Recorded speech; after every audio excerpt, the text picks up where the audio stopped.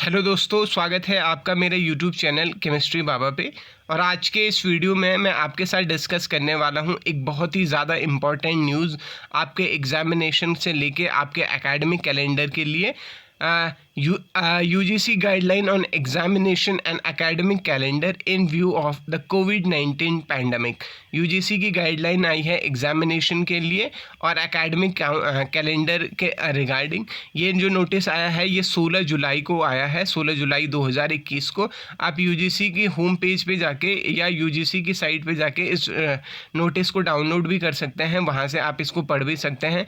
Basically ये 4 पन्ने का नोटिस है जिसमें आपका एग्जामिनेशन को लेके और एकेडमिक काउंसिल को लेकर एकेडमिक कैलेंडर जो होगा उसके लिए कुछ इन्फॉर्मेशन, कुछ डिटेल्स दी गई है। जो इम्पॉर्टेंट पॉइंट है वो इम्पॉर्टेंट पॉइंट मैं आपके साथ शेयर कर रहा हूँ। इंट्रोडक्शन वाले हिस्से में ऐसी कोई खास बात है नहीं कि जो हमारे लिए बहुत ज़्यादा ज़रूरी हो। हमारे लिए जो खास बात है वो है पॉइंट नंबर 7 एग्जामिनेशन से रिलेटेड है। और वो ये कह रहा है कि जो टर्मिनल सेमेस्टर या जो फाइनल ईयर के एग्जामिनेशन इस सेशन के लिए उनको वो ऑनलाइन तरीके से, ऑफलाइन तरीके से या ब्लेंडेड मोड में किसी भी तरीके से हो सकते हैं। और ये जो एग्ज़ाम होंगे ये 31 अगस्त 2021 से पहले क्या करनी चाहिए, कंडक्ट किए जाने चाहिए। इनमें आपको कोविड के जो प्रोटोकॉल्स हैं, कोविड की जो गाइडलाइन है उनको ध्यान में रखना होगा। फिर से एक बार इस बात को समझा देता हूँ। फाइनल ईयर के जो एग्जामिनेशन होंगे 31 अगस्त 2021 से पहले इनको कंडक्ट किया जाना चाहिए।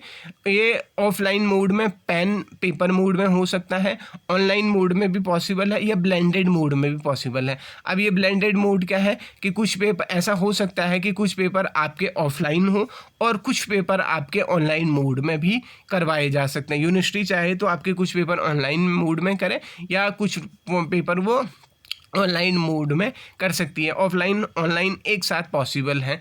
तो ये फाइनल ईयर के एग्जामिनेशन के बारे में है कि 31 अगस्त से पहले आपके एग्ज़ाम हो जानी चाहिए। दूसरी बात है for intermediate semester year student assessment shall be based on internal evaluation and previous semester as suggested in 2020 guideline.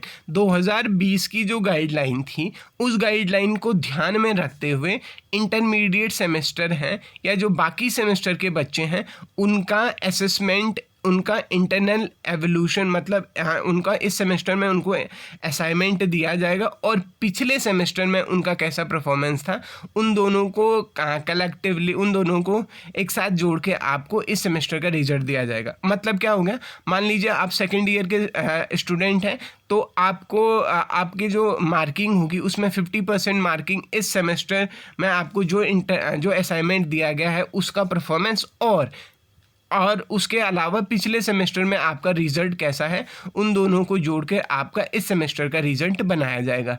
तो मतलब पिछला परफॉर्मेंस आपका कैसा है और इस बार आपने इंटरनल में जो असाइनमेंट आपसे लिए गए उनमें आपने कैसा परफॉर्मेंस दिया है, उन दोनों को जोड़ते हुए आपका क्या बनाया जाएगा, रिज़ल्ट बनाया जाएगा। तीसरी बात है एकेडमिक काउंसिल को लेके। तो एकेडमिक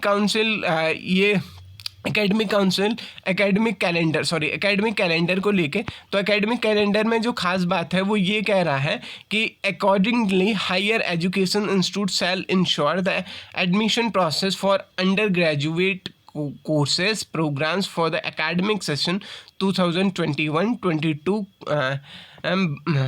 भाई मतलब क्या है कि बोर्ड का रिजल्ट आ जाने के बाद CBSE, ICSE जो और उसके अलावा जितने भी स्टेट बोर्ड्स हैं उन स्टेट बोर्ड्स के रिजल्ट आ जाने के बाद ही कोई भी हायर एजुकेशन होगा वो अपने यहाँ एडमिशन प्रोसेस क्या करेगा, स्टार्ट करेगा। मतलब ये हो गया है कि जिन बच्चों ने इस समय 12वीं का एग्ज़ाम दिया है या जो 12वीं में प्रमोट हुए हैं उन बच्चों का रिजल्ट आ जाने के बाद आपके एग्जामिनेशन क्या होंगे, ये यहाँ पे एडमिशन स्टार्ट होंगे। एडमिशन ख़त्म करने की जो आखिरी डेट होगी वो 30 सितंबर 2021 से पहले आपके फर्स्ट सेमेस्टर के कि आपके एडमिशन हो जाने चाहिए। और मान लेते हैं कि कोई वैकेंट सीट छूट गई है, तो उस वैकेंट सीट पर 31 अक्टूबर 2021 तक आपको एडमिशन करने होंगे। मतलब क्या हो गया है कि फर्स्ट ईयर के एडमिशन आपके सितंबर 30 तक ख़त्म हो जाने चाहिए। मान लेते हैं फिर भी कोई सीट खाली रह जाती है, तो उस पर 31 अक्टूबर तक आपका एडमिशन चल सकता है। लेकिन 31 अक्टूबर तक उस पर क्या किया जा सकता है, आप उस पर क्या कर सकते हैं, उस सीट पे एडमिशन दे सकते हैं। तीसरा पॉइंट है the academic session 2021-2022 shall be commence latest by order October 1, 2021 for first year semester student. पहले जो फर्स्ट ईयर के स्टूडेंट या फर्स्ट सेमेस्टर में जो भी स्टूडेंट एडमिशन लेंगे, वो 1 अक्टूबर से उनकी क्लासेस स्टार्ट होनी है। मतलब ये हो गया कि 31 सितंबर तक तो आपके एडमिशन पूरे हो जाने चाहिए और 1 अक्टूबर से आपकी एग्ज़ाम क्या होनी चाहिए, क्लासेस क्या हो जानी चाहिए, शुरू हो जानी चाहिए। मान लीजिए किसी स्टेट में आपका कोविड का केसेस बढ़ रहे हैं, फिर कोई और दिक्कत है, तो उसके चलते हुए 18 अक्टूबर से किसी भी हाल में आपको फर्स्ट ईयर की क्लासेस स्टार्ट करनी होंगी। पहले तो आप कोशिश कीजिए कि आप 1 अक्टूबर से क्लासेस फर्स्ट ईयर की, जो नया फर्स्ट ईयर है, फ्रेशर है, उसकी क्लास स्टार्ट करें, नहीं तो 18 अक्टूबर से आपको करना ही होगा। यहाँ पे गाइडलाइन दे रखी है एडमिशन प्रोसेस करने की। जो आखिरी डेट होगी ऑफलाइन ऑनलाइन ब्लेंडेड मोड में, वो 30 सितंबर होगी। क्लासेस 1 अक्टूबर से शुरू होंगी। सेमेस्टर आपका 31 जुलाई 2022 को ख़त्म होगा फर्स्ट ईयर का। जो अभी जो इसके बाद जो सेमेस्टर चलेगा वो 1 अक्टूबर से, मान लीजिए 1 अक्टूबर 2021 से लेके 31 जुलाई 2022 तक चलेगा। और 1 अगस्त 2022 से लेकर आपका नया एकेडमिक कैलेंडर क्या हो जाएगा, शुरू हो जाएगा। इसमें एक ख़ास बात और भी है। एक ख़ास बात क्या है कि 5वां जो पॉइंट है वो भी बड़ा ख़ास है। और उस 5वें पॉइंट के अनुसार वो कह रहा है कि भाई कि क्योंकि कोविड के दौरान लॉकडाउन लगा है, लोगों की फाइनेंशियल स्थिति बहुत ज़्यादा डगमगाई है, बहुत बढ़िया नहीं है। मान लीजिए आप फर्स्ट ईयर में एडमिशन लेते हैं और 31 आप उस एडमिशन को कैंसिल करना चाहते हैं, तो 31 अक्टूबर 2021 से पहले यदि आप अपनी फ़ीस वापस लेते हैं तो आपको